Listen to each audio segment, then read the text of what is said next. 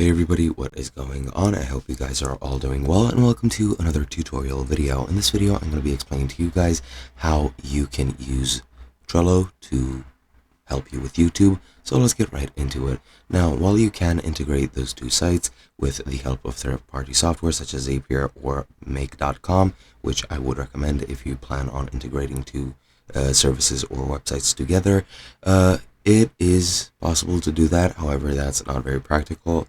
I guess you could potentially put up a trigger for YouTube whenever a video is uploaded, that you add a card to your board or something like that, but I don't really see the point. But I am going to demonstrate a board that I have created for YouTube, which you can see right here, and I have just divided this board into three sections or into three lists. One is videos, one is shorts, and one is community posts, and I made a card under the videos list named Upload X, and I set the date to the 13th, and I'm going to set it to, I don't know, 1 p.m.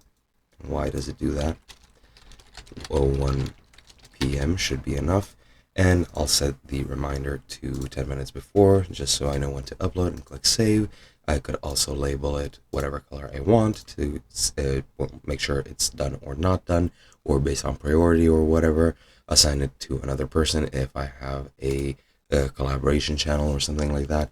And that is pretty much what you can do, which I would recommend doing, just tracking your uploads and making sure everything is on schedule. I would recommend you do that. You could even maybe make a list for any series that you're doing so that you can keep track of them and their new additions, but that is up to you. Hope you guys enjoyed, and I'll be seeing you guys in another video.